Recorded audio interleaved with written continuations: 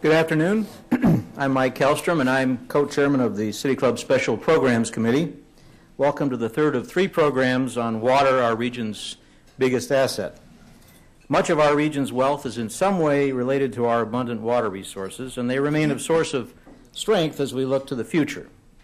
Can we capitalize on this abundant resource as we compete with communities with more limited supplies?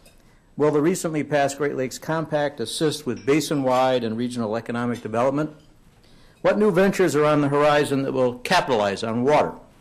Can regional research lead to the development of marketable technologies that will help to expand our standing in the national and international marketplace? Appropriately on this Earth Day, our panelists will discuss these opportunities, describe recent progress, and assess how we can support future efforts to capitalize on our water resources. The moderator for today's program is Gretchen Cuda, science and medical reporter for WCPN IdeaStream.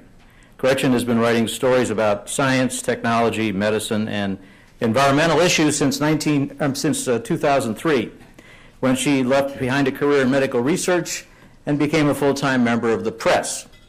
Gretchen joined IdeaStream in July of 2007 as a producer of the morning radio talk show, The Sound of Ideas, and became the station's science and medical reporter in May of 2008.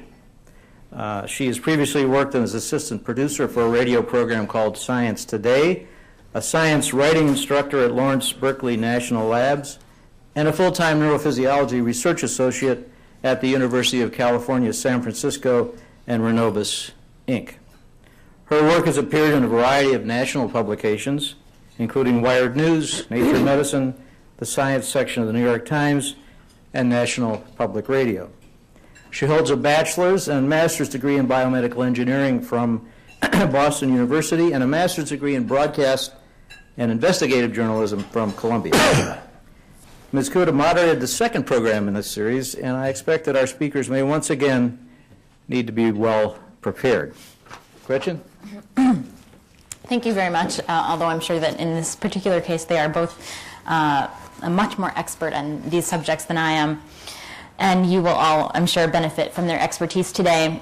So as Mike mentioned, we are probably all in this room well aware that the economy isn't great, and as traditional industries in Ohio dwindle, policymakers and urban planners are thinking of ways, new strategies that we can draw businesses here into Ohio.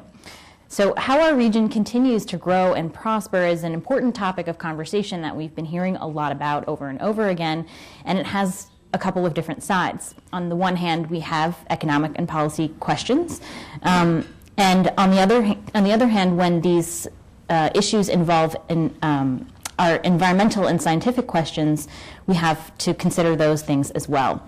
So we're here today to talk about one of those important natural resources that we have here in Ohio, which is water, and how we can use something that we have in abundance as an asset that we can leverage to provide opportunities for economic development, and what the implications of those strategies might be. So today with me, I have Ohio Senator Tim Grendell. And as well, also with us is Chris Varley, who happens to be the Generation Foundation Fellow for Sustainable Development at the Great Lakes Science Center. So I hope you will all welcome them.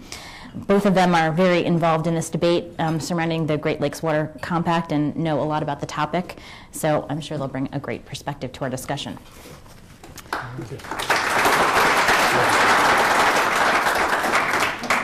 I guess I wanted to start with you, Chris Varley. You know, a lot of people just turn on their tap and they take water for granted because we are in the United States and we're a developed country, and they think this is an abundant resource. What are the misconceptions that people have about water that we need to start to change? Well, one of the major misconceptions that people have when they hear about things that are happening, places that are suffering from drought and the like, is that water is disappearing. And in fact, water is actually a constant in our environment. What it does is it changes form and it changes place. And so the issues that we need to be concerned with is water going away? but what's our access to it?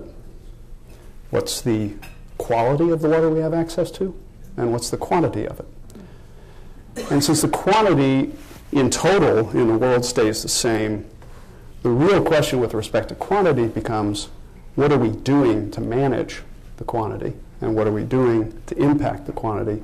And likewise, what are we doing to impact the quality? I mean, a lot of people may be thinking, though, that the water is going away because we talk about Lake Erie drying up or Lake Mead in Arizona drying up. Right. What's happening with that water? Well, that water then comes flooding into New Orleans during Katrina. It goes into lawns in Phoenix. It raises the level of humidity in the air in Phoenix. Water really does circulate around, and in a little while I think Senator Grendell is going to talk about a really interesting technology that's on the horizon. But just to sort of put things in perspective, one of the reasons that we take it for granted is that the average American spends 25 cents a day on water. In the developed world, this is a resource that we tend to take for granted. I know some of you out there have coffee, and some are drinking tea, and some have glasses of water.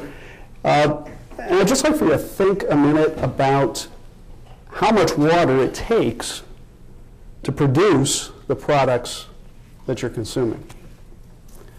Now, it's a lot more than you might think, and a lot of it does get returned back into the environment in one way, shape, or form. But in order to grow a pound of coffee, it takes 10,000 pounds of water. And in order to manufacture coffee and deliver it so that you have a cup of coffee in front of you, it takes about 527 gallons of water. Now, tonight, when you get home and you're thinking about that, it might drive you to pour a glass of wine,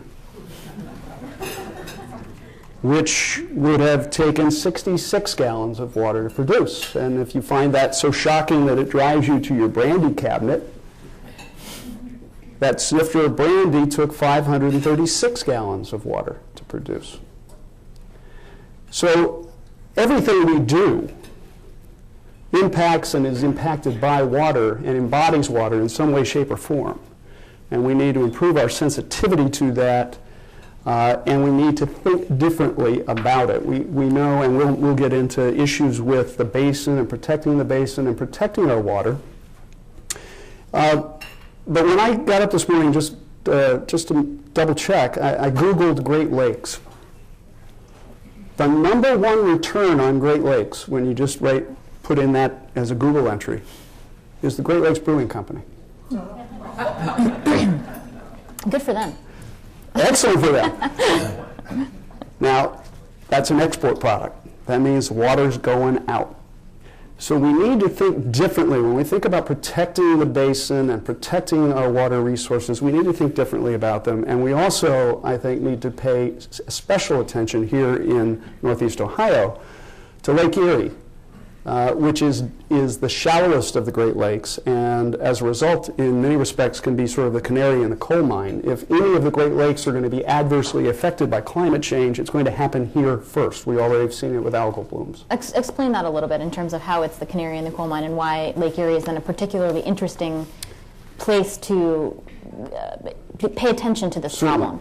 Certainly. I had the fortune of participating in a Brookings Institution Great Lakes meeting a while ago, but I was shocked and stunned that they thought about the Great Lakes as sort of this monolithic thing.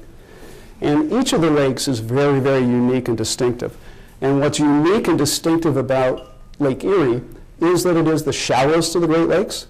It has the most nearshore contamination. It has extreme algal blooms because of it being the shallowest.